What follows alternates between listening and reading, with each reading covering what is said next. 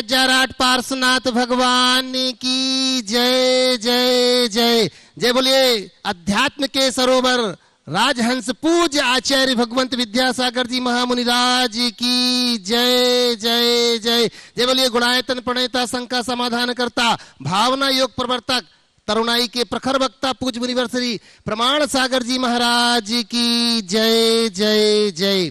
प्रिय बंधुओं, तीर्थराज सम्मेद शिखर की तलहटी गुणायतन परिसर में आयोजित देश के सर्वाधिक लोकप्रिय कार्यक्रम शंका समाधान में यहां उपस्थित एवं देश विदेश से जुड़े हुए उन सभी लोगों का जो कि पारस चैनल, जिनवाणी चैनल एवं प्रामाणिक ऐप के माध्यम से इस कार्यक्रम का सीधा प्रसारण देख सुन व आनंद ले रहे हैं, उन सभी का मैं गुणायतन और श्री सेवायतन परिवार की ओर से हार्दिक हार्दिक अभिनंदन करता हूं।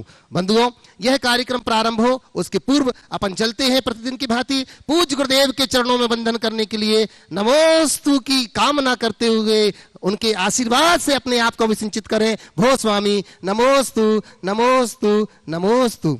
बंधुओं, हमें बड़ी प्रसन्नता है, लोगों ने देश के सर्वाधिक लोग जिस कार्यक्रम से जुड़े हुए हैं पूज्य मुनिश्री के आशीर्वाद से एक ऐसा आयाम यहां पर बन रहा है, वह है गुणायतन, जहां आकर के लोग 14 गुण स्थानों को जीवंत रूप से देख पाएंगे, कैसे चढ़ते हैं गुण स्थानों में और कैसे बनते हैं परमात्मा। वो सारी की सारी विधि गुणायतन में आकर के हमें अपने साक्षात अपनी चर्म चक्षुओं से देखने का सौभाग्य मिलेगा। तो बंधुओं, मैं निवेदन करना चाहूंगा कि गुणायतन परिवार आपसे निवेदन कर रहा है कि आए इस कार्य को शीघ्रता से पूर्ण करने के लिए हम अपना योगदान दें। और आज जिन्होंने इसमें अपने आप को जोड़ा है स्वर्ण दान के रूप में गुणायतन से, जो कि पंचायतन शैली का जिनालय यहाँ बन रहा है, उसमें स्वर्ण दान के रूप में जिन्होंने 25,000 रुपए की राशि यहाँ पर समर्पित की है, श्री सरदार मल जी जैन, स्वर्गीय रोशन देवी जी ओजस्तवाल जोरा वाले रतलाम से जोरदार ताली बजा करके हम उनका बहुत बहुत अभिनंदन करते हैं। बंधुओं, वहीं निर्माण निधि के रूप में जिन्होंने 21,000 रुपए की राशि समर्पित की है, ऐसे श्री मोहित जी जैन सुपुत्र श्री नरेंद्र कुमार जी जैन दिल्ली से, उनका भी गुणायतन परिवार बहुत बहुत बहुत अभिनंदन करता है। और निर्माण मित्र के रूप में जिन्होंने अपने आप को गुणायतन से जोड़ लिया, ऐसे श्री सुधीर जैन, श्रीमती मेघा जैन बिटालकर, सौम्या जैन, सानिका जैन नागपुर से जोरदार जोरदार तालियों के साथ हम इनका बहुत बहुत बहुत बहुत अभिनंदन करते हैं। बंधुओं, ये सौभाग्य के क्षण हैं, लगातार लोग गुणायतन से तो जुड़ ही रहे हैं और बंधुओं, पूज्य गुरुदेव के आशीर्वाद से देश विदेश अनेक स्थानों पर जहां यहां दर्शन के लिए यह जिनालय बन रहा है, वहीं गुणस्थान को देखने के लिए जहां पर अपन देख रहे हैं कि यह गुणायतन बनकर के तैयार है, वहीं साक्षात जीवंत रूप से संस्कारों को देने के लिए संस्कारधानी का काम कर रहा है, वह प्रामाणिक पाठशाला है। बंधुओं, और आज अनेक स्थानों पर जहां अभी तक तो ऑनलाइन ही पाठशाला चलती थी, पर महाराज श्री का आशीर्वाद मिला और प्रामाणिक समूह के लोगों ने मिलकर के भावना बनाई, अब ऑनलाइन ही नहीं साक्षात सामने बैठ करके बच्चे पाठशाला पढ़ेंगे और अनेक स्थानों पर लोगों ने पाठशाला के लिए अपना मन बनाया। वहीं बंधुओं, किन्हीं लोगों ने अपना मन बनाया, मैं शंका समाधान के मंच के माध्यम से उनका स्वागत भी करता हूं और अवगत कराना चाहता हूं आपको कि प्रामाणिक पाठशाला का लहराता पताका अब इम्फाल शहर में भी झूम रहा है। बंधुओं, ये प्रामाणिक पाठशाला का प्रभावना ही नहीं, बहुत बड़ा एक ऐसा कदम है जो प्रामाणिक समूह के लोगों ने मिलकर के उठाया है। मणिपुर जो कि राजधानी है इम्फाल की, ऐसे वहां पर धर्म का बीजारोपण हुआ और प्रामाणिक पाठशाला जहां पर प्रारंभ हो गई। बंधुओं, एक नहीं 17 स्थानों पर पाठशाला प्रारंभ हुई है। मैं उनके नामों की उल्लेखना जरूर यहां करूंगा और आपसे चाहूंगा कि तालियां बजा करके जो प्रामाणिक समूह से जुड़े हैं, बच्चों को संस्कार दे रहे हैं, उनका हर्षवर्धन करेंगे आप, साथ ही साथ उन बच्चों को बहुत बहुत बहुत बहुत हम धन्यवाद देंगे जो पाठशाला में रह करके संस्कारों को ग्रहण करेंगे। प्रामाणिक पाठशाला इम्फाल के बच्चों के लिए और वहां के अभिभावकों के लिए जोरदार ताली बजाकर उनका बहुत बहुत अभिनंदन करते हैं। आचार्य विद्यासागर सर्वोदय ज्ञान पाठशाला सूरत में प्रारंभ हो चुकी, जहां प्रामाणिक पाठशाला से जुड़ चुके हैं वो। और बंधुओं, ये वास्तव में अभी अपन ने 3 दिन पूर्व ही जो अक्षय तृतीया का महान पर्व मनाया, हमारे आदिनाथ भगवान के प्रथम आहार के इस अवसर पर लोगों ने अक्षय तृतीया में इतनी पाठशाला ये जुड़ी हुई है। वहीं शीतलनाथ पाठशाला नेरुल मुंबई से लोग जुड़ चुके हैं, आचार्य श्री विद्यासागर दिगंबर जैन पाठशाला उज्जैन से लोग जुड़ चुके हैं। बंधुओं, वहीं श्री चंद्र प्रभु पाठशाला नागपुर के लोग जुड़े हुए हैं, अरमा पाठशाला कारंजा लाड से लोग जुड़ चुके हैं, आचार्य श्री विद्यासागर ज्ञान पाठशाला उज्जैन से लोग जुड़े हुए हैं। वहीं श्री विद्यासागर पाठशाला परोला महाराष्ट्र से लोग जुड़े हुए हैं। विद्यासागर पाठशाला दुर्गापुर जयपुर से लोग जुड़ चुके हैं। विद्या प्रामाणिक जैन संस्कार पाठशाला देहरादून से लोग जुड़े हुए हैं। जैन विद्या पाठशाला वसंत कुंज दिल्ली से जुड़ चुके हैं लोग। जैन आगम पाठशाला टीकमगढ़ से, वीरवाल संस्कार पाठशाला माणिक वाग पुणे से लोग जुड़े हुए हैं। जोरदार जोरदार तालियों से हम इनका बहुत बहुत अभिनंदन करते हैं। बंधुओं, पाठशाला का प्रामाणिक के साथ जुड़ना एक बहुत बड़ी पहल की है लोगों ने, उन सब के लिए। और सक्रिय कार्यकर्ता जो है उन सब के लिए मैं महाराज श्री से चाहूंगा कि आपका विशेष आशीर्वाद मिले प्रामाणिक समूह के उन सभी लोगों को जो तन मन धन से जुड़ करके इस संस्कार के कार्य में अपना सहयोग दे रहे हैं। भूस्वामी उन सभी की ओर से, उन सभी बच्चों की ओर से नमोस्तु नमोस्तु नमोस्तु।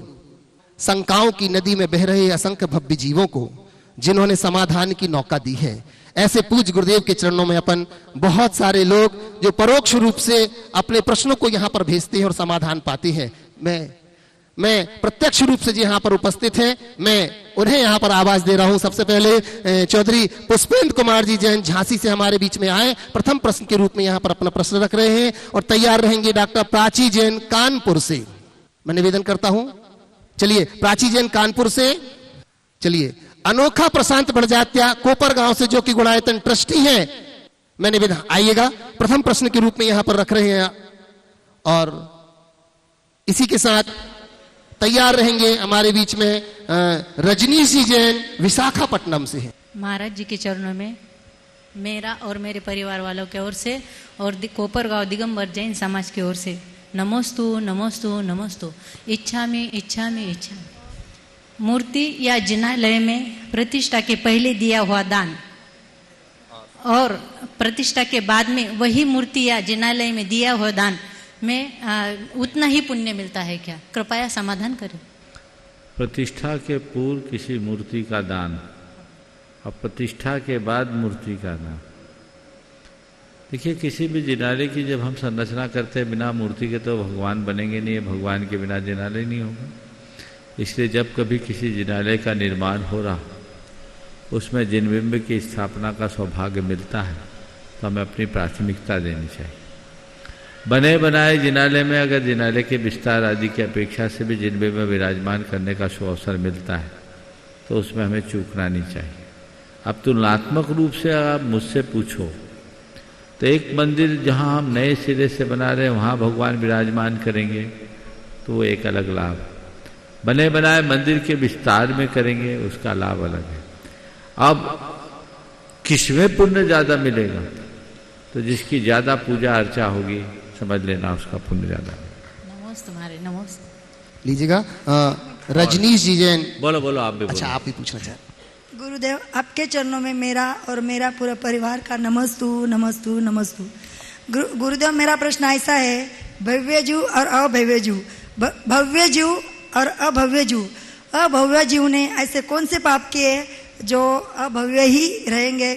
और इसका कोई हेतु नहीं, ये निर्हेतुक तत्व है, ये अनादि से अभव है, अभव ही रहे। नमस्ते नमस्ते। हाँ नितिन नेहा जैन मालपुरा से। रजनीश जी यहाँ उपस्थित हैं क्या? नहीं। नितिन नेहा जैन मालपुरा से राजस्थान से अपना प्रश्न रख रहे हैं। और इसी के साथ तैयार रहेंगे जेके जैन वैशाली गाजियाबाद से। गुरुदेव के चरणों में बारंबार नमोस्तु। महाराज जी कल हम लोग शिखर जी की वंदना, पहाड़ की वंदना करने जा रहे हैं तो उसके लिए आशीर्वाद चाहिए। दूसरी चीज लोग बाग रात को 2 बजे स्टार्ट कर देते हैं वंदना करना, तो हमारा कहना यही था कि अंधेरा हो जाता है तो जीवों की विराधना होती है, तो इसमें उसका हमें पाप लगेगा या शिखर जी की वंदना का पुण्य लगेगा? देखो इस उलझन में मत पड़ो, बेहतर यही कि दिन के उजाले में जाओ जैसे हम लोग जाते हैं, समझ गए? हाँ। नमस्ते महाराज जी। महाराज जी समक्ष भगवान के समशरण में हम देखते हैं कि जो जीव जहाँ बैठा होता है उसे भगवान का चेहरा अपनी तरफ दिखाई देता है, तो एक्चुअल में उनका चेहरा किस दिशा में होता है? पूरब या उत्तर की तरफ। महाराज जी। जेके जैन वैशाली गाजियाबाद से। और इसी के साथ तैयार रहेंगे नीली कुमार जैन टोंक। आचार्य श्री वो महाराज श्री के चरणों में मेरा और मेरे परिवार की ओर से सत नमन, सत नमन। मैं जेके जैन वैशाली गाजियाबाद से। मेरी एक शंका है जिसे मैं दूर करना चाहता हूँ। आचार्य श्री हमारे परम आराध्य आचार्य श्री विद्यासागर जी महाराज द्वारा अनेकों प्रतिभा स्थली, ऐसी प्रतिभा स्थली उनकी प्रेरणा से चल रही हैं जहाँ पर बच्चों को उच्च कोटि की शिक्षा और अच्छे संस्कार दिए जाते हैं। मैं यहाँ एक प्रसंग देना चाहता हूँ कि हमारे यहाँ हम वैशाली क्षेत्र में अपने एक तीर्थंकर आदिनाथ एजुकेशनल ट्रस्ट चलाते हैं, जिसमें हर वर्ष हम बच्चों को 100 से 120 बच्चों को हर वर्ष जो है स्कॉलरशिप प्रदान करते हैं और लगभग 10 से 15 लाख रुपए की स्कॉलरशिप हम बच्चों को प्रदान करते हैं। हमारे पास कई बार प्रतिभा स्थली से भी ऐसी एप्लीकेशन आई है बच्चों की कि जिनको हम कंसिडर नहीं कर पाते। कारण होता है कि वहाँ की फीस जो है बहुत ज़्यादा होती है, करीब लगभग 1 लाख रुपए के साल के करीब बच्चों की फीस होती है। मेरा यहाँ अनुरोध प्रश्न यही है कि जो बच्चे आचार्य श्री की प्रेरणा से प्रतिभा स्थली, जहाँ करोड़ों रुपए का दान आता है और करोड़ों रुपए के दान से वो स्कूल चल रहे हैं, तो वहाँ कुछ इस प्रकार का निर्देश दिया जाए कि बच्चों की फीस 1 लाख रुपए साल की, जो एक साधारण व्यक्ति जो है साधारण व्यक्ति, मैं समझता हूँ सभी प्रकार के जैन समाज के बच्चे हैं, सभी धनाटे नहीं हैं, कम इनकम वाले भी हैं, उनकी जो है वो भी वहाँ पढ़ते हैं, तो वो उस चीज़ को अफोर्ड नहीं कर पाते। उनकी एप्लीकेशन हमारे पास आती है, हम भी क्योंकि एक सबसे पहले तो आप अपनी सूचनाओं को ठीक करें। 1 लाख रुपया किसी की फीस नहीं, वहाँ से 65 से 70 हज़ार के लगभग फीस है। जिस स्तर की वहाँ सुविधाएं हैं और व्यवस्थाएं हैं, ये चार्ज स्वाभाविक है। और फीस कम कर देने पर हमारे अच्छे घर के बच्चे वहाँ आएंगे ही नहीं। मैं तो चाहता हूँ फीस और बड़ी रखनी चाहिए। कई लोग तो अपने बच्चों को इसलिए नहीं भेजते कि वहाँ फीस कम है, फीस बड़ी रखनी चाहिए। फिर भी जो भी वहाँ की व्यवस्था है, 65-70 हज़ार बहुत नॉमिनल चार्ज है, वो फीस रखी जाती है और प्रतिभा संपन्न बच्चों को स्कॉलरशिप भी दी जाती है। बहुत सारे बच्चे वहाँ अनुदान से पढ़ते हैं। किसी संस्था को दीर्घ काल तक चलाने के लिए दान पर निर्भर रखना ठीक नहीं। लोग बनाने के लिए पैसा देते, चलाने के लिए नहीं। तो उसके लिए जो व्यवस्थाएं हैं चल रही है, चलने दीजिए। बहुत सारे बच्चे हैं जो लोग सहयोग करते हैं और वहाँ पढ़ते हैं, उनको किसी तरह की कमी नहीं होती। आप बहुत अच्छा कार्य कर रहे हैं, प्रतिभा अन्य बच्चों को एजुकेशन के लिए आप सुविधाएं दे रहे हैं, लेकिन इसमें दे सके दें, स्तर को कम न करने दें, नहीं तो दूसरे दें जिनको अनुकूलता है वो दो। अपना प्रतिभा स्थली के प्रति अगर इतनी भावना है तो वहाँ के प्रबंधन तक अपनी बात पहुँचा दें कि मेरी तरफ से 1 बच्चे, 2 बच्ची, 3 बच्ची, 4 बच्ची के पढ़ाई का खर्च हम उठाएंगे, आप हमको रिकमेंड करेंगे, हम पैसा दे देंगे, काम हो जाएगा। फीस कम नहीं करना चाहिए। फीस कम करने से बहुत सारी व्यवस्थाएं बिगड़ जाती है और उतना जितना उनसे फीस लिया जाता है उससे ज़्यादा वहाँ लगता है। आपको पता है कि फैकल्टी का वहाँ कोई खर्च नहीं है, सब बहनें निस्वार्थ पढ़ाती है। लेकिन आम इस विद्यालयों में जहाँ 20 होते हैं वहाँ 60 है, 3 गुने, तो उनके रहने खाने और अन्य चीज़ों की व्यवस्थाएं होती है। तो किसी भी संस्था की कोई भी व्यवस्था को जब तक निकटता से न देखे तब तक कहना उचित नहीं है। आपने सीधे सीधे ये बात यहाँ रखी, बेहतर होता मेरे कक्ष में चर्चा करते तो ज़्यादा अच्छा। धन्यवाद। निर्मल कुमार जी टॉक से, और इसी के साथ तैयार रहेंगे RK जैन एडवोकेट मेरठ से। महाराज श्री नमोस्तु नमोस्तु नमोस्तु। महाराज टोंक में पूजा करने से पहले ठूने में लौंग चढ़ाती हैं औरतें, तो ये जायज है नाजायज है? पूजा करने से पहले जायज है कि ना जायज? हाँ, पूजा करने से पहले उचित है या अनुचित? हाँ, लौंग चढ़ा। लौंग देखिए शास्त्रों में तो लिखा है स्वस्तिको परि पुष्पांजलिम छिपे। जब स्थापना करते हैं तो ठोने में स्वस्तिक बनाकर पुष्पांजलि का विधान है। तो पुष्पांजलि हमारे पास केसर कुंकुम से चर्चित जो अक्षत है वो पुष्प माना जाता है, उसको हम पुंज के साथ चढ़ा दें। गुनने का कहीं विधान नहीं है, 3, 9 ये सब ठीक नहीं है। जैसे प्रतिष्ठा पाठ में स्पष्ट लिखा स्वस्तिको परि पुष्पांजलिम छिपे। अब लौंग को भी लोग पुष्प मान लेते, इसलिए लौंग चढ़ा देते, कोई दोष नहीं। नहीं महाराज सिर्फ पूजा से पहले ही। अरे स्थापना में तो चढ़ाते हैं ना। तो स्थापना देवशास्त्री पूजा करेंगे जब चढ़ाएंगे।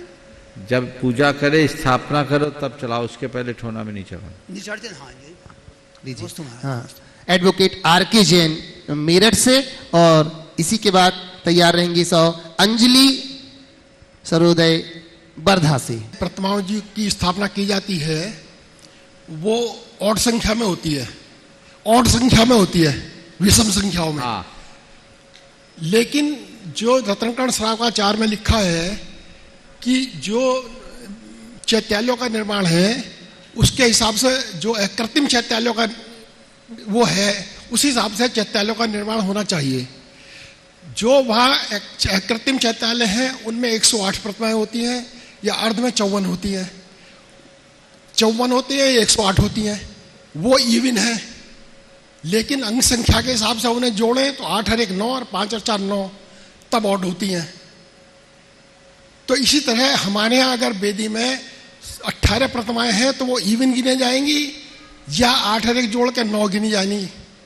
देखिए, अकृत्रिम जिनालय में 108 प्रतिमाएं होती है और 108 का जोड़ 9 होता है, तो उस तरीके से करना ठीक है।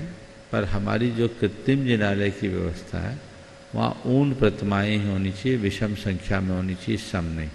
आप 9 का भाग देके 18 को ऊन नहीं गिन सकते, सम संख्या होनी चाहिए, विषम संख्या होनी चाहिए। 18 को हम सम मानेंगे, विषम सम मानेंगे, सम मानेंगे, तो 8 और 1 9 कर 108 पूर्णांक है, 18 पूर्णांक नहीं पूर्णांक मतलब वो जो अकृत्रिम रचनाओं में कोई हेतु नहीं है। कृत्रिम रचनाएं हमें प्रतिष्ठा ग्रंथों के अनुरूप करनी चाहिए। प्रतिष्ठा ग्रंथों में स्पष्ट लिखा है कि ऊन प्रतिमाएं होनी चाहिए, तो ऊन रखिए, दिमाग मत लगाइए।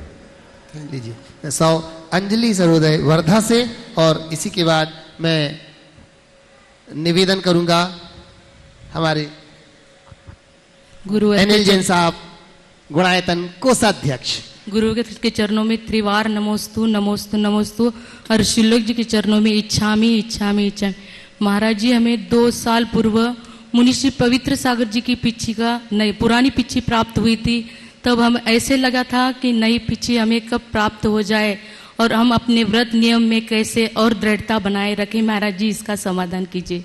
नमोस्तु। बस हमेशा उस पिच्छी को देखो और मन में भावना भाव कि ये पिच्छी एक दिन मेरे हाथ में ऐसी आए कि फिर कभी पिच्छी निकले ही नहीं, ऐसी भावना। नमस्ते महाराज। अनिल जैन साहब कोषाध्यक्ष गुणायतन, और इसी के बाद निवेदन करूंगा गुणायतन मंत्री लता जी गंगवाल। परम पूज्यवर, सादर नमन वंदन सोलक महाराज जी को इच्छा में। महाराज श्री, एक युक्ति पढ़ी है मैंने कि trust is not in the chair. Trust is not in the chair, but is in the friendship. इसमें महाराज जी इसका थोड़ा सा कहना चाहिए। Trust is not a chair, but it is in the friendship. बहुत अच्छा दृष्टिकोण है जिन्होंने भी ये रखा। दरअसल किसी भी ट्रस्ट को हम जब स्थापित करते हैं तो एक बड़े उद्देश्य से प्रेरित होकर करते हैं, और संस्थापक अपनी भावनाओं को भी प्रकट कर देते हैं। उसका मूल उद्देश्य सेवा होती है। तो जो ट्रस्ट के उद्देश्यों की पूर्ति के लिए चलेगा वो सेवा सद्भाव से भरकर करेगा। लेकिन जिसके हृदय में सत्ता का भाव आएगा वो उसके लिए चेयर ही बन जाएगी। तो हमें किसी भी ट्रस्ट से जुड़ना है तो उसे सत्ता का अधिष्ठान मानकर मत जुड़ना, उसे सेवा का आयतन मान करके जुड़ना, तो जीवन में अच्छा कर सकते। नमोस्तु महाराज श्री। गुणायतन मंत्री लता जी गंगवाल, और उसी के बाद मैं निवेदन करूंगा गुणायतन मंत्री चंद्रकला जी पाटनी। नमोस्तु महाराज श्री। महाराज श्री, आज के इस राजनीतिक दायरे में हम श्रावकों का क्या कर्तव्य है कि हम अपने नेता का चुनाव कैसे करें? अब तुम्हें नेता का चुनाव करने की नौबत कहाँ से है? है ना। राजनीति करने वाले को राजनीति करने दो, तुम तो अपना धर्म ध्यान करो, उसी में अपना सार। समझ गए ना। आशीर्वाद। चंद्रकला जी पाटनी, गुणायतन मंत्री, और इसके बाद जो परोक्ष रूप से यहाँ पर लोगों ने अपना प्रश्न दिया है, मैं बुलाता हूँ सबसे पहले लब्धि जी सेठी और पायल सेठी अभी जी यहाँ पर उपस्थित हैं हजारीबाग से। हाँ। मेरी तरफ से जगत के सब जीवों की तरफ से मुनिराज के चरणों में नमोस्तु। दोनों छुल्लक जी महाराज के चरणों में इच्छा में। महाराज श्री कोई अगर खूब बुद्धिमान होता है, बहुत ज़्यादा बुद्धिमान होता है, और वो अपनी बुद्धिमत्ता पर अकड़ता है, तो ये कहाँ तक उचित है? देखो, बुद्धिमान होना अच्छी बात है, ज्ञानी होना अच्छी बात है, पर अपने ज्ञान का अभिमान तो अज्ञान का लक्षण। तो दुनिया की नज़र में वो बुद्धिमान हो सकता है, पर परमार्थ की दृष्टि में तो वो पूरी तरह बुद्धिविहीन है, ऐसा समझना चाहिए। तो ये एक कमजोरी है। सच्चा ज्ञान वही है जो विनम्रता उत्पन्न करे। जेन राया विरज्जे जेन से सुरज्जति जेन मित्ति पभासिज्य तम नानम जिन शासन। जिससे राग नष्ट हो, जिससे व्यक्ति कल्याण के पथ पर लग सके और जिससे मैत्री का विकास हो, वही ज्ञान जिन शासन में कहा गया है। तो वो ज्ञान ज्ञान नहीं जिसमें गुमान हो, सच्चा ज्ञान वही है जो हमें नम्र बनाए। हाँ, बिंदु जी लब्धि सेठी हजारीबाग से पहले भाभी, और इसी के बाद मैं निवेदन करूंगा शिरोमणि संरक्षक गुणायतन अतुल जी, शीतल जी, वंदना, निहल, लाघानी परिवार। मेरा प्रश्न यह है कि हम अपनी नेगेटिव पॉइंट्स को अपने पॉजिटिव पॉइंट्स में कैसे कन्वर्ट करें? से बोलो। हम अपने नेगेटिव पॉइंट्स को पॉजिटिव पॉइंट्स में कैसे कन्वर्ट करें? बहुत अच्छा सवाल है। अपने नेगेटिव पॉइंट्स को पॉजिटिव पॉइंट्स में कैसे हैंडल करें, है ना। बड़े आसानी से कर सकते हैं अगर हमने अपना एटीट्यूड बदल दिया। कमजोरी को भी ताकत बनाई जा सकती है। तुम्हारे जो सवाल का भाव है उसे मैं दूसरे शब्दों में कह रहा हूं। अपनी कमजोरी को ताकत कैसे बनाए, है ना। 4 बातें अपनाओ। पहला, अपने आत्मविश्वास को जगाओ। मन में इतना आत्मविश्वास होना चाहिए कि मैं गलत को भी सही में बदल सकता हूं। समझ गया। तो यदि कुछ गलती हो गई, घबराओ नहीं, आत्मविश्वास होगा तो गलती को भी अच्छे में बदल सकोगे। मैंने सुना है डॉक्टर हरि सिंह गौर सागर विश्वविद्यालय के संस्थापक, बहुत बड़े बैरिस्टर थे। अपनी सारी पूंजी उनने लगा दी, जैसे सागर की यूनिवर्सिटी बनी, बहुत बड़ी अच्छी यूनिवर्सिटी, भारत की एक मानी हुई यूनिवर्सिटी। वो बैरिस्टर थे। एक दिन कोर्ट में अपने क्लाइंट की फाइल को देखे बिना वो पहुंच गए और बहस करने लगे। बहस के दरमियान वो अपने ही क्लाइंट के अगेंस्ट आर्गुमेंट करने लगे। सामने वाले वकील का चेहरा खिल गया और उनका जो क्लाइंट था वो बिल्कुल घबरा गया, ये क्या होगा। पर ये बोले जा रहे हैं तो उनका मुंशी उनके पास पहुंचा, उनकी पतलून को खींचा, बोला सर आप तो अपने अगेंस्ट जा रहे हो। उन्होंने उसकी बात को नहीं सुना, उसकी बात को अनसुना करके धज्जियां उड़ाते गए। पूरी बात होने के बाद उनने एक गिलास पानी मंगाकर पानी पिया। उन दिनों बोतलें नहीं रहती थी। पानी पिया और पानी पीने के बाद कहा, योर ऑनर, अभी तक मैंने जितनी बातें कही ये सब मेरा प्रतिपक्षी वकील कहेगा, अब मैं एक एक करके इनका खंडन करता हूं। उनने खंडन किया और केस जीत गए। ये आत्मविश्वास बहुत बड़ी ताकत है। कमजोरी का एहसास होते ही, दूसरी बात, जैसे ही कमजोरी का एहसास हो, उस कमजोरी को खत्म करने का संकल्प जगाए, दृढ़ संकल्प। जब मनुष्य किसी कार्य के लिए दृढ़ संकल्पी होता है, दूसरे शब्दों में ठान लेता है, तो वो असंभव को भी संभव करने में समर्थ हो जाता है। मेरी ये कमजोरी है माना, लेकिन मैं इस कमजोरी को अब बदल के छोड़ूंगा, मुझे इसे खत्म करना है और आगे बढ़ना है, उस पर मैं अपना विशेष ध्यान दूं तो आगे बढ़ सकता हूं। संकल्प में बहुत बड़ी शक्ति होती है। एक व्यक्ति भी यही शिखर जी की बात कह रहा हूं, उसके एक पैर में लचक थी, पहाड़ चढ़ने का भाव लेकर आया था, पैर लचक रहा है, कैसे पहाड़ चढ़े। उसके साथ के सब लोगों ने उससे कहा डोली से चले जाओ। उसने कहा नहीं, मैंने कब से सोच रखा है कि जब भी शिखर जी जाऊंगा पैदल वंदना करूंगा, और पहली बार आया हूं, मुझे पैदल वंदना करनी है। पांव में लचक है, कैसे चढ़ोगे? बोला मैं चढ़ूंगा, और मुझे चढ़ना है, पैदल ही चढ़ूंगा। उसे बैठने में दिक्कत होती थी, वो चढ़ना शुरू किया, चलने में भी लचक थी, चढ़ना शुरू किया, चढ़ता गया चढ़ता गया चढ़ता गया। उसके साथी लोग आए शाम को 5 बजे, वो 2 बजे नीचे उतर आए, 2 बजे नीचे उतर आया। हमने पूछा है कैसे हो गया? बोले महाराज आपसे आशीर्वाद लेकर गया था कि मुझे पैदल वंदना करनी, पैदल करूं, और महाराज मेरी पाँव की लचक ही मेरी ताकत बन गई। ये लोग तो बैठते बैठते आए, मुझसे बैठते मन नहीं रहा था, तो मैंने कहा चलो। बैठते मन नहीं रहा था तो अब चलो।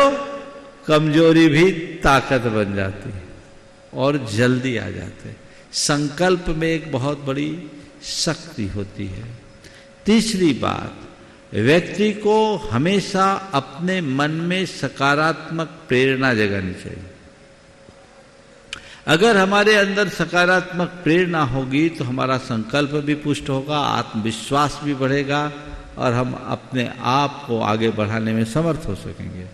और चौथी बात, हीन भावना से बचनी चाहिए। यदि ये चारों बातें व्यक्ति के मन में आ जाए तो उसकी कमजोरी भी उसकी ताकत बन सकती है। नमस्ते महाराज। अतुल सीतल जी, निहाल वंदना लघानी परिवार गुणायतन शिरोमणि संरक्षक, और इसी के बाद मैं निवेदन करूंगा गुणायतन सीईओ सुभाष जी पूनम जी। गुरुदेव के चरणों में हम सबका भावपूर्वक त्रिबार नमोस्तु नमोस्तु नमोस्तु, और क्षुल्लक महाराज जी के चरणों में इच्छा में। गुरुदेव मेरा प्रश्न ये है कि वीर्यांतराय कर्म के उदय में जीव की क्या स्थिति होती है, और वीर्यांतराय कर्म को हम कैसे नष्ट कर सकते हैं? वीर्यांतराय कर्म के उदय में शक्ति क्षीण होती है, वो हमारी शक्ति को कमजोर करता है। और वीर्यांतराय कर्म का जैसे जैसे क्षोभसम होता है हमारी शक्ति बढ़ती है। यहाँ शक्ति से मनोबल से संबंध है, आत्मबल से संबंध है। जिनका वीर्यांतराय कर्म का जितना तीव्रोदय होगा उनका आत्मबल या मनोबल कमजोर होगा, और जिनका वीर्यांतराय कर्म का जितना अधिक क्षोभसम होगा उनके अंदर का आत्मबल बढ़ेगा, उनके अंदर उत्साह होगा। जो बड़े हतोत्साहित दिखते हैं, जिनमें अनोत्साह या मद उद्यम दिखता है, समझ लो उनके तीव्र वीर्यांतराय कर्म का उदय है। और एक बात बताता हूँ, जो लोग ये कहते हैं कि हमारे पास शक्ति नहीं है, उन्हें एक बात समझना चाहिए। हमारे सिद्धांत ग्रंथों के अनुसार ज्ञानावरण कर्म का क्षोभसम वीर्यांतराय के क्षोभसम के साथ चलता है। तो तुम्हारे पास यदि ज्ञान प्रबल है तो इसका मतलब शक्ति भी प्रबल है। जितना ज्ञान है, जिस अनुपात से ज्ञान है, उस अनुपात से तुम्हारी आत्मा में शक्ति है, पर तुम अपने मोह के कारण उसे उद्घाटित नहीं कर पा रहे हो। तो मोहों पर विजय पाओगे, अंदर की शक्ति प्रकट हो। नमस्ते गुरुदेव, नमस्ते गुरुदेव। गुणायतन सीईओ सुभाष जी, और इसी के बाद निवेदन करूंगा मैं उपकार एजेंसी सागर से संध्या जी से। परम श्रद्धेय गुरुदेव के चरणों में शत नमन। मंच पर विराजमान क्षुल्लक महाराज के चरणों में सादर इच्छामी। गुरुदेव आपके कृपा से हम आजकल स्वाध्याय कर रहे हैं जैन तत्व विद्या का, उसमें जो प्रकरण आ रहे हैं बहुत अच्छा लग रहा है, बहुत आनंद आ रहा है गुरुदेव। तो उसी में थोड़ा मन में एक आया कि जितने तीर्थंकर भगवान के बारे में आपने बताया, पुस्तक में लिखे हुए हैं कि जितने अतिशय हैं, जितने सिस्टम हैं, क्रियाएं हैं, जैसे इंद्र धनुष सहस्त्र नेत्र बनाते हैं, शची को देते हैं, ये ऐसी ऐसी छोटी छोटी बारीकी से चीजें लिखी हैं। तो अनंत काल से इतने तीर्थंकर हुए, इतने हर एक काल में 24 तीर्थंकर होते हैं, 5 भरत 5 ऐरावत 10 क्षेत्रों में होते हैं, लगातार हो रहे हैं। तो सब जगह क्या एग्जैक्टली ऐसा ही होता होगा या ये प्रतीकात्मक है? देखो, तीर्थंकरों के जीवन काल में जो भी घटनाएं घटती है, खासकर उनके पंचकल्याण को, वो सब एक जैसी होती है, क्योंकि वह भक्ति भाव से भरा हुआ इंद्र अपने नियोग से करता है। इसलिए क्रियाएं तो सभी तीर्थंकरों के साथ होती ही होगी, पर इंद्र को ऐसा लगता है जैसे मैं पहली बार कर रहा हूँ। नमस्ते। लीजिएगा उपकार एजेंसी से प्रेमचंद जी, संध्या जी, और इसी के बाद तैयार रहेंगी ज्योति रारा दिल्ली से। नमोस्तु गुरुदेव। चुल्लक महाराजों को इच्छामी। महाराज श्री, अकृत्रिम चैत्यालय में किन भगवानों की प्रतिमाएं रहती हैं? अरहंत की अथवा सिद्ध की। तीर्थंकर की नहीं रहती? तीर्थंकर नहीं, अरहंत की होती है प्रातिहार युक्त, और सिद्ध की बिना प्रातिहार की। नमोस्तु महाराज। ज्योति रारा दिल्ली से, और तैयार रहेंगे वीणारी झांझरी कोडरमा से। गुरुवर के चरणों में शत शत नमन, और चुल्लक जी महाराज के चरणों में इच्छा में। गुरुवर, आगम के अनुसार हमारा एक ही मन होता है, तो यह अचेतन मन क्या है और इस पर हम काबू कैसे पा सकते हैं? देखिए, आगम में इस तरह से मन के दो भेद नहीं बताए, लेकिन आगम में जिस तरह की व्यवस्थाएं दी है उससे हम इसकी तुलना कर सकते हैं। हमारे अंदर जो चित्त के संस्कार हैं उन्हें हम अवचेतन मन के रूप में ले सकते हैं, जो हमारे कार्बन शरीरों से निर्मित होता है, और चेतन मन हम अपनी एक्टिविटीज को जोड़ सकते हैं हमारी प्रवृत्तियों। और इस पर हम कैसे कंट्रोल कर पाएं गुरुदेव? बस अपने भावों के प्रति हर पल जागरूक रहें, भावना योग से सब कंट्रोल। वीणा जी झांझरी कोडरमा से, और अंतिम परोक्ष में फिर उसके बाद अपन देखते हैं संतोष जी कहाते, और चुल्लक जी के चरणों में इच्छा में। गुरुदेव, हमें भगवान की भक्ति से शांति प्राप्त होती है या हमारा मन शांत होता है, हमें शांति होती है तब हम भक्ति अच्छी कर सकते हैं? देखिए, भगवान की भक्ति से शांति की प्राप्ति होती है, इसमें कोई संशय नहीं। और जब हमारा मन शांत होता है तो हम भक्ति और अच्छे से कर सकते हैं। पर मैं इसमें थोड़ा संशोधन करूँगा। हमारे मन में भगवान के प्रति जितना प्रबल अनुराग बढ़ता है, हमारी भक्ति उतनी अधिक होती है, और जितनी हम भक्ति करते हैं मन का उद्वेग शांत होता है। नमोस्तु गुरुदेव। लीजिए संतोष। हमारे परिवार की तरफ से गुरु जी को बारम्बार 1000 कोटि नमस्ते, और चुल्लक जी को इच्छामी। महाराज जी, हमारा प्रश्न ये है, आगम में लिखा है कि आदिनाथ भगवान को 6 महीने आहार नहीं मिला, मगर अगर में ये लिखा नहीं मिल रहा कहीं, हम ये प्रश्न पूछ रहे, आगम में ऐसा महाराज जी को कोई भी विष्णु कुमार मुनि 750 मुनि थे, इनको भाई अंतराल आया, ऐसा आगम में लिखा हुआ है क्या कहीं? ये हम आप पूछ। उनके साथ जो मुनि थे, आदिनाथ भगवान के साथ जो मुनि थे, उनके विषय में बोल रहे आप? विष्णु कुमार मुनिराज के साथ के मुनियों के अंतराय का विधान नहीं आता। और कोई मुनि का चतुर्थ काल में कोई मुनि को अंतराल आया भाई? भगवान महावीर को आया 5 दिन कम 6 महीने तक विधि नहीं मिली थी। विधि नहीं मिली, मगर अंतराल आया भाई। अंतराय की चर्चा नहीं आती। अपनी जिज्ञासा, अपनी शंका को रखने के लिए निवेदन कर रहा हूं, पूज्य मुनिश्री के चरणों में रह करके जो अपना मोक्ष मार्ग प्रशस्त कर रहे हैं, आचार्य भगवंत से दीक्षा पा करके अनेक 100 किलोमीटर की जो यात्रा तय करके पूज्य गुरुदेव के चरणों में पहुंच गए। पूज्य गुरुदेव के चरणों में रह करके जो अपने मोक्ष मार्ग की साधना को प्रशस्त कर रहे हैं, पूज्य आचार्य भगवंत से दीक्षा पा करके मैं निवेदन कर रहा हूं चुल्लक श्री सुभग सागर जी महाराज से, वो अपनी जिज्ञासा, अपनी शंका रख रहे हैं पूज्य गुरुदेव के चरणों में। परमोपकारी मुनिवर श्री के चरणों में बारंबार नमोस्तु नमोस्तु नमोस्तु। महाराज जी, हमारी शंका ये है कि ज्ञान का फल वैराग्य और भक्ति ऐसा कहा जाता है, पर आज हम देखा जाता है ऐसा कि ज्ञान का फल अहंकार और विवाद ऐसा हो रहा है, तो इसमें सुधार कैसा हो, भगवान मार्गदर्शन कीजिए। एक नीति है, ज्ञानम मद दर्प हरम मद्याति तेन तस्य को वैद्य।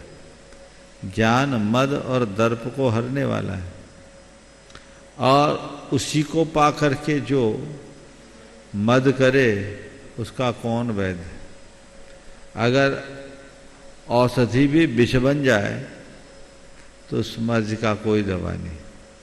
ये व्यक्ति का एक अज्ञान है, एक भ्रम है।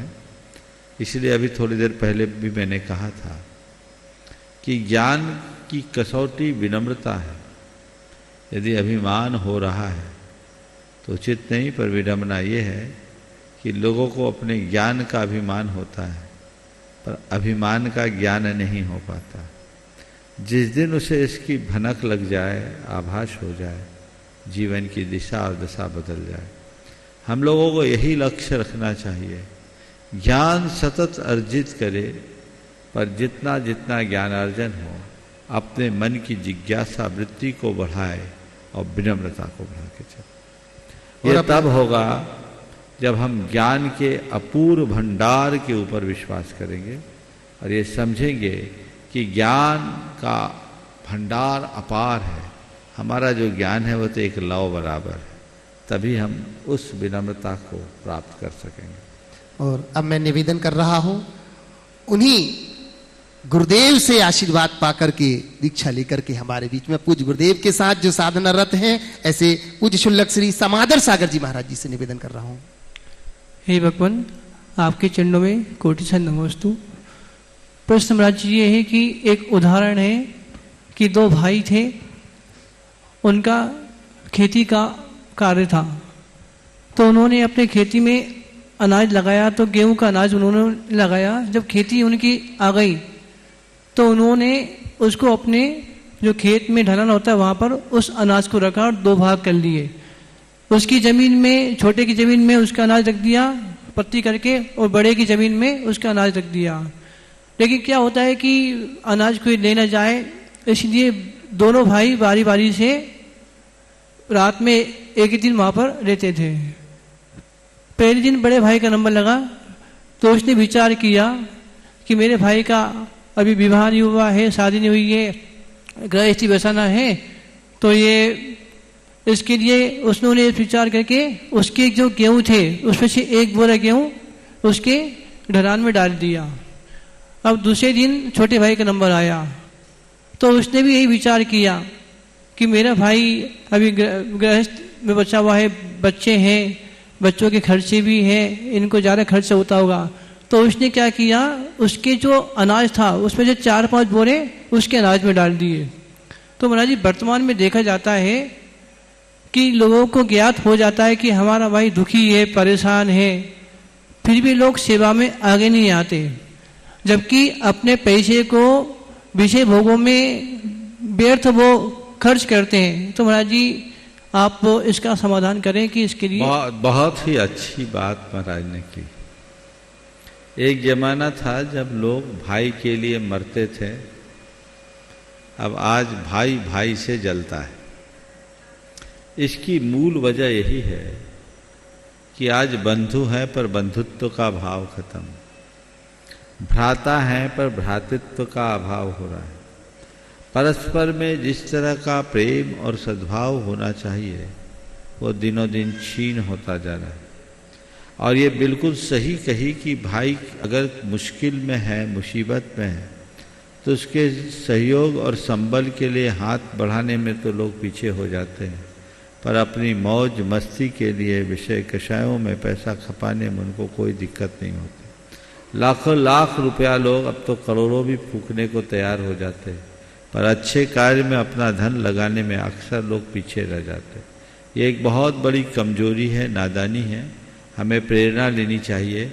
एक बात गांठ में बांध कर रखना चाहिए, तुम्हारे द्वारा जोड़ा गया पैसा तुम्हारे काम में नहीं आएगा।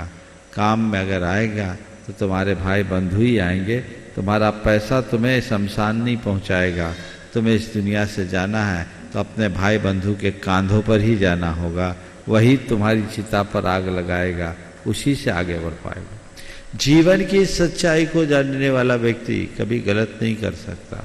मैं एक ऐसे परिवार को जानता हूँ जिसमें छोटे भाई की मृत्यु हो गई, बड़े भाई के हाथ में सब कुछ था और किसी ने बड़े भाई से, पहले छोटा भाई सारा कारोबार देखता था, की पर्सन था घर का, लेकिन जाने के बाद बड़े भाई ने काम संभाला और बड़े भाई से किसी ने सलाह दी कि ये अब तुम अपना काम कर रहे हो तो अपने बेटे को ये काम करा दो और उसे आगे बढ़ा दो। मतलब उसने बड़े भाई के मन में छोटे भाई और उसके बच्चों से हटकर अपने बेटों को आगे बढ़ाने की बात की।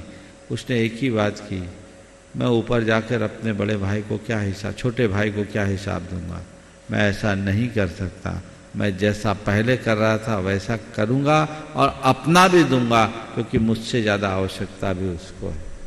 ऐसे लोग आज भी मिलते हैं पर अपवाद स्वरूप मिलते हैं, परंतु महत्व ऐसे ही लोगों का। परोक्ष रूप से अनेक लोग महाराज श्री आपके चरणों में अपनी शंकाओं को रख रहे हैं और पारिवारिक शंकाओं के रूप में ही एक शंका रानू जैन सुर्खी से आपके चरणों में वंदन करते हुए पूछ रही है महाराज श्री, शादी होकर के आई नई बहू घर में आई और उसके आने के बाद अगर घर में कोई घटना घट जाती है तो इसमें लोग बहू को दोष देते हैं, तो क्या उसमें बहू का कोई दोष है या कि पारिवारिक लोगों के कोई कर्म का उदय है? कृपया आप देखिए, अज्ञान है।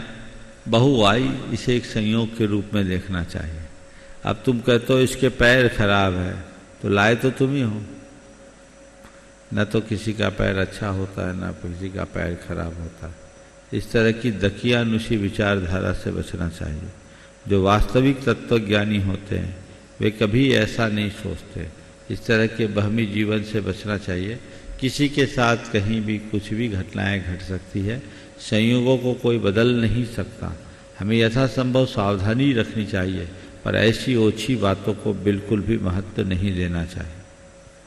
प्रमोद कुमार जी पापड़ीवाल, महावीर नगर, दुर्गापुरा, जयपुर से नमोस्तु निवेदित करते हुए कहना चाह रहे हैं कि गुरुवर, गरीब का बेटा चाहे भूखा ही क्यों ना हो पर लोग उसे चोर ही समझते हैं, और दूसरी तरफ पैसे वालों का घर पर चाहे कौवा ही क्यों ना बैठा हो लोग उसे मोर समझते हैं। तो गुरुवर, प्रश्न यह है कि क्या इस उल्टी सोच को सीधा किया जा सकता है? ये हमारे आज के नजरिए का कुपरिणाम है, क्योंकि सारी सोच अर्थ प्रधान हो गई और अर्थ प्रधान सोच के कारण लोग इस तरीके से सोचते हैं। लेकिन जो सकारात्मक दृष्टि से देखते हैं और व्यक्ति को उसके बाहरी वैभव की जगह उसके गुणों से देखना शुरू करते हैं, उनकी सोच बदलती है और वे चोर और शोर दोनों को बसते हैं, चोर और मोर दोनों के भेद को जानते हैं और उसी अनुरूप व्यवहार करते हैं।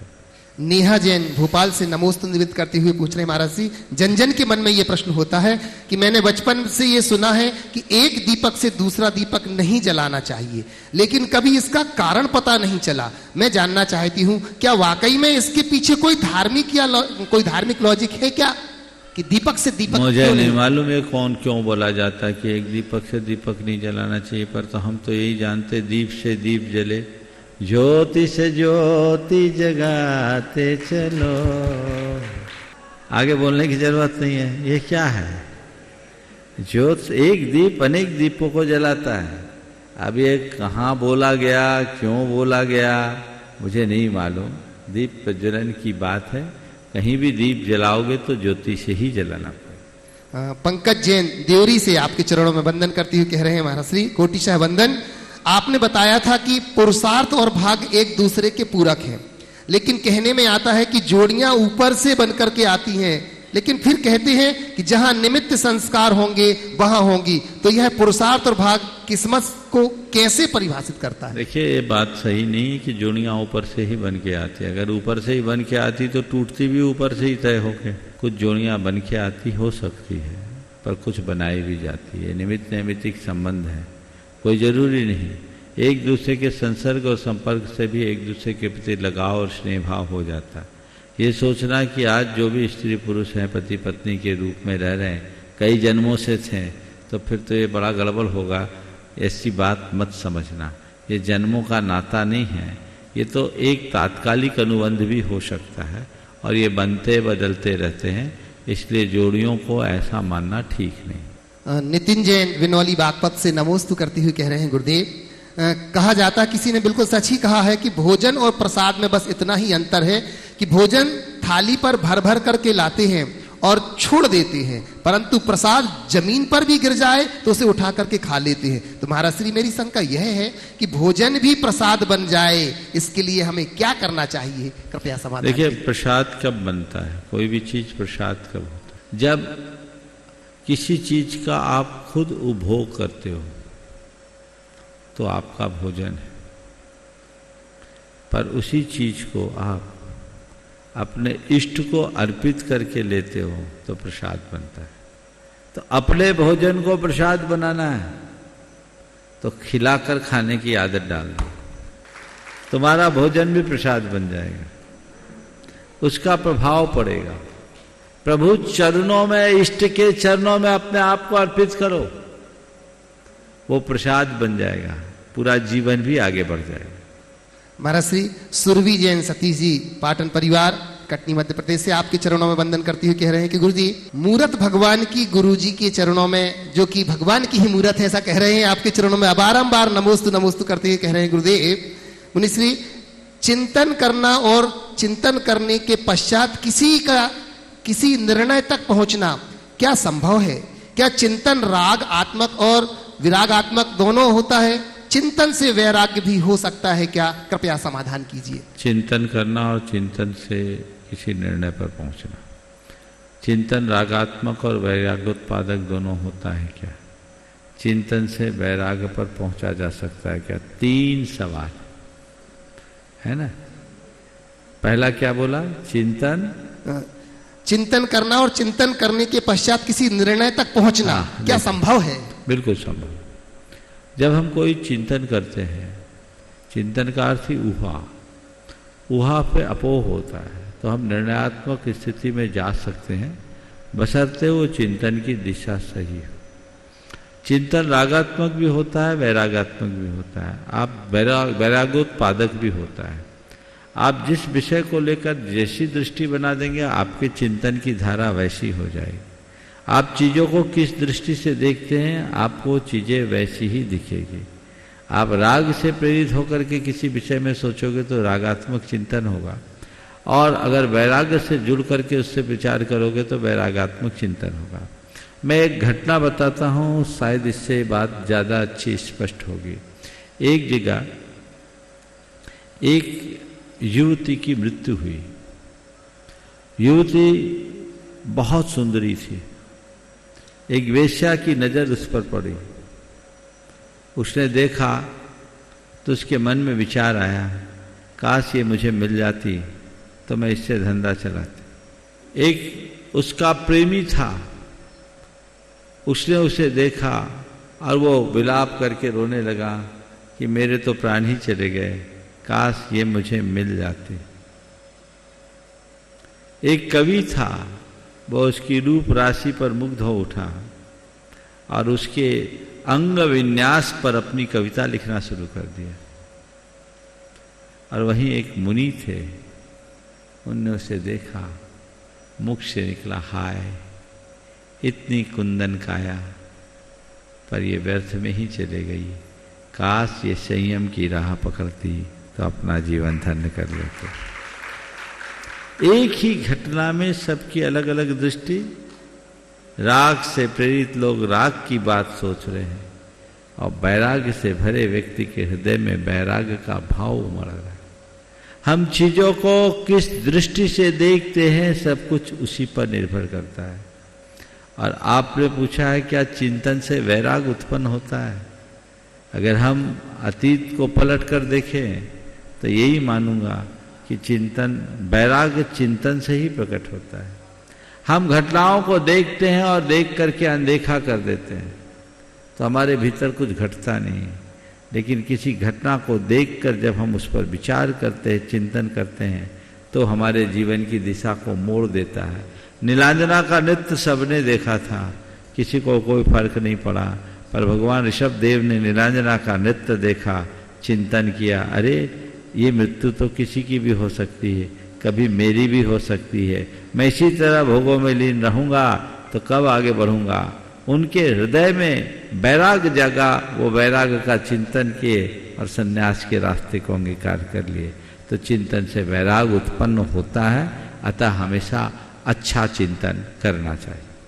मुकेश साधना गंगवाल वारा राजस्थान से नमोस्तु करते हुए कह रहे हैं, गुरुदेव संबंधों की धरती पर शंका का बीज डल जाता है तो अविश्वास रूपी पेड़ खड़ा हो जाता है और रिश्ता रूपी फल कड़वा हो जाता है, तो कड़वाहट व कटुता बढ़ जाती है। तो महाराज श्री संबंधों की धरती पर कौन सा बीज रोपण करें जिससे मधुरता रूपी फल प्राप्त हो सके, कृपया। देखिए, संबंधों की धरती पर अविश्वास का बीज पड़ेगा, शंका का बीज पड़ेगा, तो ईर्ष्या रूपी फल तो बढ़ेगा। बिल्कुल ठीक है।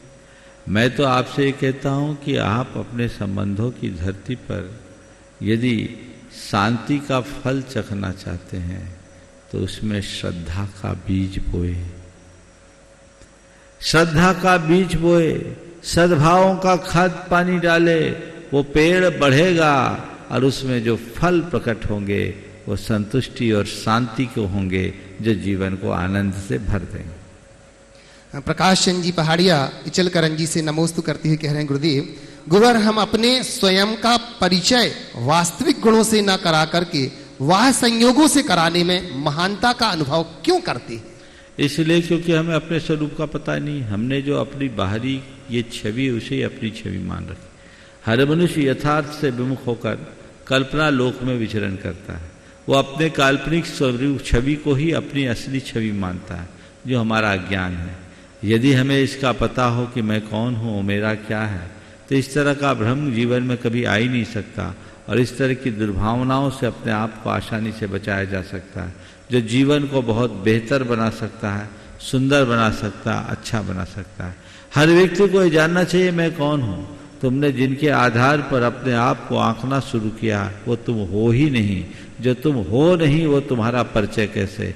लेकिन मुश्किल यही है कि लोग अंत तक अपना परिचय नहीं जान पाते। सबको जानने वाला खुद से अनजान बन जाता है और यही हमारे दुखों का मूल कारण बन जाता है। प्रवीण सिंह गड़ा कोटा से नमोस्तु करते हुए कह रहे हैं, गुरुदेव एक अच्छा और महान जीवन अच्छी तरह से जिए गए दिनों की श्रृंखला ही है, तो हे गुरुवर हम हर दिन को कैसे अच्छी तरह से जीना चाहिए ताकि हम अपने जीवन को सार्थक बना सकें, कृपया मार्गदर्शन। हमें हर दिन कैसे जीना चाहिए, अच्छे से कैसे जीना चाहिए जिससे हम अपने जीवन को सार्थक बना सकें। सुबह उठते ही कुछ प्रार्थना करना चाहिए। प्रभु परमात्मा को अपनी ओर से कृतज्ञता भरा आभार प्रकट करते हुए धन्यवाद देना चाहिए। प्रकृति को धन्यवाद देना चाहिए, माता पिता को धन्यवाद देना चाहिए और मन में एक संकल्प दोहराना चाहिए कि हे भगवान, आपकी कृपा से मुझे आज का यह दिन मिला, मैं आज के दिन को अच्छे से जी सकूं, मुझे ऐसी शक्ति दे, मुझे ऐसी शक्ति दे कि आज के इस दिन को अच्छा दिन बना सकूं। और मन में एक संकल्प जगाए कि आज मुझे अच्छे से जीना है, आज मुझे सहज रहना है, आज मुझे शांत रहना है, आज मुझे सकारात्मक रहना है, आज मुझे सत्य के रास्ते पर चलना है, आज मुझे प्रसन्नता के साथ जीना है, आज मुझे संतोष के साथ जीना है।